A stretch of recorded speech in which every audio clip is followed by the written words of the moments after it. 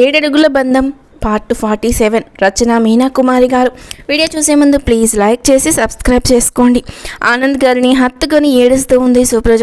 ఎందుకు సుప్రజ అంటూ సుప్రజ తల నిమురుతాడు ఆనంద్. లేదు, నాకు చిన్నప్పుడు కొన్ని పద్ధతులు తెలియవు. ఏదో ఉత్సాహ మురకలు వేసే ఆనందం. అలా మనం ఒకటైపోయాము ఆ అల్లరితోనే. కానీ ఆనాటి మన కలయిక అంతర్గతంగా మనసులో ఒక కోటలా నిలబడిపోతుందని నాకు తెలియదు. ఆ తర్వాత పెళ్ళయింది. విక్రమ్ నన్ను ఇష్టపడే చేసుకున్నాడు. కానీ నాకేమీ అర్థం కాలేదు అప్పుడు. ఏదో మీరు మోసం చేసేశారు అనుకున్నాను. మా నాన్నగారికి ఉన్న హార్ట్ ప్రాబ్లం వల్ల నేను తప్పించుకునే వీలు లేక పెళ్లి చేసుకున్నాను. అప్పుడు కూడా నేను అంతగా బాధపడలేదు. నాకు తెలియలేదు మీపై నాకు ఉన్న ప్రేమ. కానీ ఎప్పుడైతే విక్రమ్ నా మీద చెయ్యి వేసి దగ్గరకు తీసుకున్నాడే అప్పుడే ఆనంద్ అనేశాను. ఇబ్బంది పెట్టలేదు. దూరం జరిగాడు విక్రమ్. విక్రమ్ మంచివాడు కాబట్టి నన్ను అర్థం చేసుకొని మళ్ళీ నా ఒంటిపై చెయ్యి వేయలేదు. అటువంటి పరిస్థితుల్లో నెల తప్పిన నా పరిస్థితి దారుణంగా అనిపించింది. ఇటు చూస్తే మా నాన్నగారికి హార్ట్ కంప్లైంట్ ఉంది. ఎలా దాచగలను? డాక్టర్ దగ్గరికి వెళ్ళాను. అబార్షన్ చేయడానికి కుదరదు అన్నారు. ఈనాడు నా బిడ్డ గీతికను చూసుకుంటుంటే ఆనాడు నేను ఆ తప్పుడు నిర్ణయం తీసుకొని అది జరిగితే నాకు ఈ బ్రతుకు ఉండేది కాదు అని ఏడుస్తూ చెబుతున్న సుప్రజను దగ్గరకు తీసుకుని ఓదార్చుతున్నాడు ఆనంద్.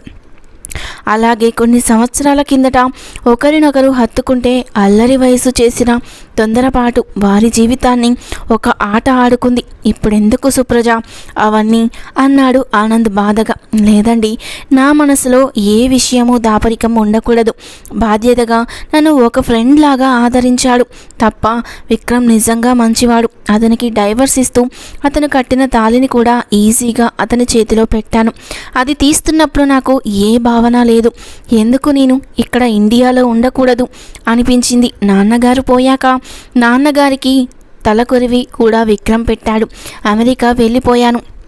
ప్రతి క్షణం నీ రూపం నా కళ్ళ ముందు నిలిచేది. కానీ మోసం చేసి నువ్వు వేరే పెళ్లి చేసుకుని ఆనందంగా ఉన్నావు అనుకొని అపార్థం చేసుకున్నాను. నా జీవితాన్ని నా బిడ్డను అనాథను చేసిన నేను అనాథలకు రక్షణగా నిలవాలి అనుకున్నాను.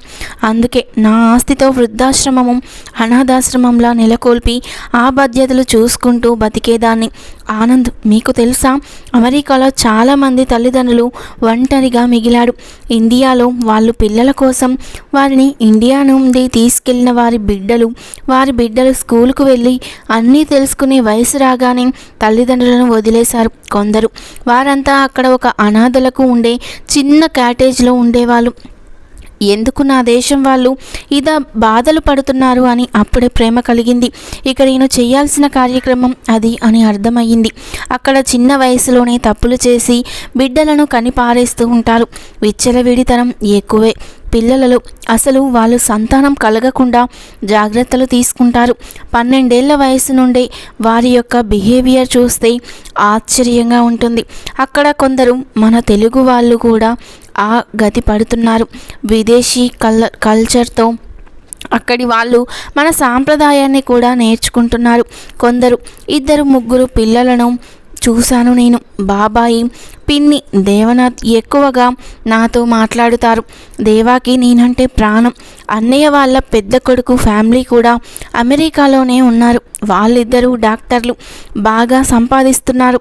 ఎందుకో ఎవరి దగ్గరికి వెళ్ళినా మనశ్శాంతిగా ఉండేది కాదు. అనాథల దగ్గరే నాకు మనశ్శాంతిగా ఉండేది. వారు నాలాగే అనిపించేది అని తన మనసులో మాటలు చెప్పింది సుప్రజ కళ్ళ నీళ్లు పెట్టుకుంటూ. దేవుడు విచిత్రంగా కలిపాడు. ఇప్పుడు ఒకరినొకరు చూసుకుంటున్నారు ఆనంద్, సుప్రజ. ఒకనాడు ఉన్న వయసులోని హుషారు లేదు వారిలో. ఇప్పుడు ఒకరికొకరు తోడుగా ఉండవచ్చు అన్నంత ఆనందంలో మాత్రం ఉన్నారు. ఆనంద్ పైకి లేచి, ఇప్పుడు నీ మీద చెయ్యి వేస్తుంది ఈ పసుపు తాడు నీ మెడలో కట్టిన నీవాడు, నాకు పర్మిషన్ ఉందా అంటూ నవ్వాడు ఆనంద్. ఆనందంతో హత్తుకుపోయింది సుప్రజ. వారి ప్రేమ కలయికలో జలపాతాల హోరు లేదు. సరస్సు వంటి చక్కటి సున్నితమైన నిలకడ ఉంది. వారి ప్రేమలో ఒకరి చేతులు ఒకరిని అతి సున్నితంగా తడుముతున్నాయి. ఒకప్పుడు అల్లరి చేసిన ఆనంద్ చేతులు వాటిని అడ్డుకోలేని సుప్రజ నవ్వు నవ్వులు గుర్తు వచ్చి నవ్వుకున్నారు ఇద్దరు. మోడుబారిన చెట్టు చూపులకు అలా ఉన్నా కూడా చక్కటి వర్షపు చినుకులు పడగానే చిగురులు మొదలు పెడతాయి. అలా ఇప్పుడు ఆనంద్ చేతులు సుప్రజ శరీరంలోని ప్రతి అణువణువును తడుముతున్నాయి ప్రేమతో. అతని కళ్ళల్లో ఆ ప్రేమ కన్నీరు రూపంగా చూసి మైమరిచిన ఆనందంతో కళ్ళనీళ్లతో తన్మయమయ్యింది సుప్రజ. వరుణదేవుడి కరుణ కోసం పచ్చదనాన్ని కోల్పోతున్న చెట్లు వేచి ఉన్నట్లు ఆమె దేహంలో ప్రతి అణువు ఆనంద్ స్పర్శ కోసం అలమటించిపోతుంది. చేతివేళ్లు చేసే అద్భుతాలు ఎన్నెన్నో అందమైన సంగీతాన్ని వినసొంపుగా వీణుల విందుగా సాయిస్తాయి. అందాల ప్రకృతిని చిత్రిస్తాయి. రాతి బొమ్మను సైతం సజీవమైన శిల్పసుందరిలా చెక్కగలవు నేర్పు కలిగిన చేతివేళ్ళు. అలా ఆనంద్ చేతివేళ్ళు అందమైన సౌందర్య రాశి అయిన మలి వయస్సుకు మల్లుతున్న సుప్రజ శరీరాన్ని అలవోకగా స్పర్శిస్తూ ఉంటే ఆమెలోని ప్రతి అణువు కూడా అతనితో కలిసిపోవాలి అనుకునేలా చలిస్తున్నాయి. వధువు దాగిన పెదవులతో మత్తైన మధువు కొత్తగా పొంగుతుంది. ఆనాటి అద్భుతమైన వారి తొలి కలయిక ఇచ్చిన ఆనందాన్ని మనసులో ఒక్కసారి తలుచుకున్న ఆనంద్ మన్మధుడు దాగిన మత్తైన తన ఊహలతో మధువులు దాచిన సుప్రజ శరీరాన్ని తన పెదవులతో తడుముతున్నాడు. తొలిసారి ఆ కలయికలోని ఆనందం కావాలని అప్పుడు మళ్ళీ కలిసిన ఆనాటి కలయికలను గుర్తు చేసుకుంటూ మత్తుగా ఒరిగిపోయింది సుప్రజ. మనసును శరీరాన్ని ఒకేసారి మేల్కొలిపిన మన్మధునిలా మధువులు ఒలుకుతున్న ఆమెలో ఆనందంగా కలిసిపోయాడు ఆనంద్. ఆనాటి కలయిక ఉత్సాహాల ఉత్సవంలా ఉంది. ఈనాటి కలయిక మధురమైన జీవిత సహచరుడితో హాయిగా నడిచే సుఖమైన దారిలా ఉంది. ఆనంద్ తనలోని భావాలను, తనలోని ఆశలను, కోరికలను అన్నీ కూడా అనగదొక్కడానికి ఒక రకమైన సాత్విక ఆహారానికి అలవాటు పడిపోయాడు. ఈనాటి అతనిలోని ఉత్సాహం కొత్త రుచులను ఆస్వాదించాలని మత్తుగా మైమరుపుగా భార్య వైపు చూశాడు. తొలి కలయికలో ఆనాడు లేని సిగ్గు ఈనాడు ఆమె కళ్ళల్లో కనిపించింది. ఆ సిగ్గులు చూసిన మగనిలో దాగిన మన్మధుడు ఊరుకోడు మరి, కోరుకుంటాడు ఆ చెలి సన్నిధిని. మరుసటి రోజు ఉదయాన్నే లేచి చక్కటి ఒక గృహిణిలా సుప్రజ వెంకటేశ్వర స్వామివారి ముందు పూజ చేసి సుప్రభాతాన్ని ఆలపిస్తుంది. ఆ సుప్రభాతంలో అగరవత్తుల సువాసనతో మెలకువ వచ్చిన ఆనంద్ నవ్వుకున్నాడు. ఒంటరిగా పడుకొని లేవాలా వద్దా అనుకునే అతని మనసు ఒక్కసారి ఉత్సాహంతో పైకి లేచింది. ప్రతిరోజు తను అక్కడ చెరువులో కాసేపు స్విమ్మింగ్ చేస్తాడు. తన భార్యను కూడా అక్కడికి తీసుకెళ్ళాడు. అబ్బా, ఇలా చెరువు కట్టించి చుట్టూ గోడ కట్టించారెందుకు అన్నది సుప్రజ నవ్వుతూ. బ్రహ్మచారిక ఏదో స్విమ్మింగ్ ఆసనాలు చేసేవాడిని, ఇప్పుడు నీతో సరిగంగా స్నానాలు చేయాలని ఉంది అంటూ ఆ చెరువులో వారిద్దరూ కాసేపు స్నానాలు చేశారు. ఆనందంగా స్నానం చేశాను అన్నా కానీ ఆనంద్ ఊరుకోలేదు. పెళ్లి పనులు చాలా ఉంటాయి, మనం ఇంటికి వెళ్దామన్నది సుప్రజ. అలాగే అంటూ నవ్వేశాడు ఆనంద్. వారిరువురు చెరువులో ఆనందంగా స్నానాలు చేస్తుంటే చెట్లపైన ఉన్న పక్షులు కిలకిలా రావాలు చేశాయి. ఎక్కువసేపు ఇందులో ఇలా ఉండడానికి మనది మధ్య వయసా అంటూ నవ్వేసింది సుప్రజ. అలా ఎందుకు అనుకోవాలి, నాకు పెళ్ళయింది ఇప్పుడే, ఉత్సాహం నాలో బాగా ఉంది, మరి నీలో అంటూ నవ్వాడు ఆనంద్. మీలాగే ఉంది నాలో కూడా ఉత్సాహం అంటూ నీళ్లు చిందింది భర్త మీద. నవ్వింది సుప్రజ. సరిగంగా స్నానాలు చేస్తూ ఉన్నారు. రవివర్మ దంపతులను కొత్త జంటను ఇంటికి తీసుకురండి అని చెబుతున్నారు. దేవిక గారు నవ్వుతూ ధరణికి సిగ్గుగా అనిపించింది అని అలా వెళ్ళడానికి. అది కాదమ్మా అంటూ ఉంది ధరణి. అమ్మ, అక్క, నేను గీతికక్క చీర మీద కొందన్స్ అంటిస్తున్నాము, చాలా ఫాస్ట్గా జరిగిపోవాలి వర్క్ అన్నది శ్రావణి నవ్వుతూ. ధరణి ముఖంలోని ఇబ్బంది చూసి మీరెవరూ వద్దులే, కొత్త జంటను నేను కృష్ణవర్మ వెళ్ళి తీసుకొస్తాం అని చెప్పాడు నవ్వుతూ రవివర్మ. బావగారేంటక్క కృష్ణవర్మ గారిని తన సొంత తమ్ముడిలా చూస్తున్నారు, ఇద్దరు ఒకరికొకరు కలిసిపోయారు అంటూ నవ్వింది శ్రావణి. ఎలాగో కాబోయే తమ్ముడేగా. ధరణి, గీతిక ఒకేసారి నవ్వుతూ నా ఇష్టం ఏమీ ఉండక్కర్లేదా అన్నది శ్రావణి నవ్వుతూ. నీకు ఇష్టం లేకపోతే చెప్పమ్మా, నాకు తెలిసిన వాళ్ళ పిల్లలు ఇద్దరున్నారు, ఎవరికి చెప్పినా మా తమ్ముడిని ఎగరేసుకుపోతారు అంటూ నవ్వారు రవివర్మ. గారు అది నిజం, మంచి మాట చెప్పారు అంటూ నవ్వేశారు దుర్గమ్మ గారు.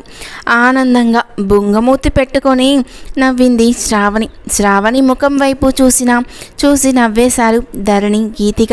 కృష్ణవర్మ రావడం, రవివర్మ, కృష్ణవర్మ ఇద్దరు tiffin, hot box, coffee flask అన్నీ తీసుకొని ఎస్టేట్కి బయలుదేరారు. వదిన గారు మీరు వెళ్ళొచ్చు కదా అన్నయ్య అన్నాడు కృష్ణవర్మ నవ్వుతూ. అయ్యో, ఆ కొత్త జంటను తీసుకురావడానికి తెగ సిగ్గుపడిపోతున్నారు అంటూ నవ్వేశారు రవివర్మ. నాకు కూడా కొద్దిగా గిల్టీగా ఉంది అన్నాడు నవ్వుతూ కృష్ణవర్మ. అది ఏమీ ఉండదు కృష్ణ అంటూ నవ్వేశారు రవివర్మ అందంగా. ఎస్టేట్ రూమ్కి వెళ్తే పూజ చేసి అగరవత్తుల వాసన వస్తుంది, ఇంట్లో చూస్తే ఎవరూ లేరు అని అనుకున్నాడు. ఇంతలో ఆ ఇంటి కాంపౌండ్ బయట నుండి ఆనంద్ గారి మాటలు వినిపించాయి. చుట్టూ చెట్లు గుబురుగా ఉంటాయి. ఆ మధ్య చెరువులా కట్టించుకున్నారు ఆనంద్ గారు. రవివర్మ, కృష్ణవర్మ ఇద్దరు డాబా మీదకు ఎక్కారు. ఒకరిపై ఒకరు నీళ్లు చల్లుకుంటూ ఆనందంగా స్నానాలు చేస్తున్న ఆనంద్ గారిని, సుప్రజ గారిని చూసి నవ్వుకొని కిందకు దిగిపోయారు. చిన్న మామయ్య గారు జోరు చూస్తుంటే ఈనాటి కుర్రోళ్ళ కన్నా ఉత్సాహంగా కనిపిస్తున్నారు అంటూ నవ్వాడు కృష్ణవర్మ. అవునవును, చూడబోతే ఏదైనా శుభవార్తలు ముందు వారే చెప్పేలా ఉన్నారు అన్నాడు రవివర్మ మరింత చిలిపిగా. ఇద్దరూ నవ్వుకుంటూ కూర్చున్నారు. అక్కడే బయట హాల్లో తడి బట్టలతో చిన్నగా రాబోయిన సుప్రజ వారిద్దరిని చూసి ఒక రకమైన బిడియంతో వెనక వైపుకు వెళ్ళింది. ఆనంద్ గారు ఎలా ఉంది సుప్రజ, సరే గంగా స్నానం అంటూ నవ్వుతూ వచ్చారు. రవివర్మ గారిని, కృష్ణవర్మను చూసి నవ్వుతూ లోపలికి వెళ్ళిపోయి అందంగా రెడీ అయ్యి వచ్చారు ఆనంద్ గారి వైపు. అలా చూస్తూ ఉండిపోయారు రవివర్మ, కృష్ణవర్మ. వయసు పెరిగింది అని ఎవరన్నారు మామయ్య గారు, కొత్త పెళ్లి కొడుకులా మిలమిలా మెరిసిపోతూ ఉంటేను అంటూ నవ్వారు కృష్ణవర్మ. నిజంగా అంటూ నవ్వేశారు రవివర్మ. సుప్రజ పట్టు చీర కట్టుకొని నగలు అలంకరించుకొని వచ్చింది. రవివర్మ గారు ఇంటి దగ్గర నుండి తీసుకువచ్చిన టిఫిన్ బాక్సులు అన్నీ టేబుల్ మీద ఉన్నాయి అని చెప్పారు. ముందు టిఫిన్ చేయండి అని చెప్పారు రవివర్మని తినమంటే నేను తినేశాను అన్నారు. కృష్ణవర్మ గారు నాకు ఆకలి వేస్తుంది అన్నారు నవ్వుతూ. ప్లేట్ తీసుకొని వచ్చి ముగ్గురికి టిఫిన్లు పెట్టింది సుప్రజ. అమ్మో, ఇంత టిఫినా అంటూ నవ్వింది సుప్రజ. మామయ్య గారు మీ ఫుడ్ వేరే కదా, ఇక మామూలు ఫుడ్ తింటారా అని అంటూ నవ్వాడు కృష్ణవర్మ. భలే వాడివే, ఇక ఆ గింజ ధాన్యాలు తింటే సరిపోతుంది, మంచి భోజనం తీసుకోవాల్సిందే కదా అంటూ నవ్వేశారు రవివర్మ. అవును, ఒక డాక్టర్గా నేను చెప్పే సలహా కూడా అదే అంటూ నవ్వారు కృష్ణవర్మ. క్లాసులో కాఫీలు అందరికీ కప్పులో పోసి తీసుకొచ్చాడు కృష్ణవర్మ. మామయ్య గారు చాలా ఉత్సాహంగా ఉన్నారు అంటూ చిన్నగా మాట్లాడారు ఆనంద్ గారికి వినిపించేలా. రవివర్మ గారు మీకు తెలియని ఆనందాలు ఏమున్నాయి అల్లుడు గారు అంటూ నవ్వేశారు ఆనంద్ గారు. కొంత అర్థమయ్యి దూరంగా ఉన్న సుప్రజ ముసిముసిగా నవ్వుకుంది. ఇక కొత్త దంపతులతో రవివర్మ, కృష్ణవర్మ మంచి పాటలు పెట్టుకొని కారులో బయలుదేరారు. తర్వాత ఏం జరిగింది అనేది నెక్స్ట్ పార్ట్లో తెలుసుకుందాం. వీడియో నచ్చితే లైక్ చేసి సబ్స్క్రైబ్ చేసుకోండి. Thank you for watching.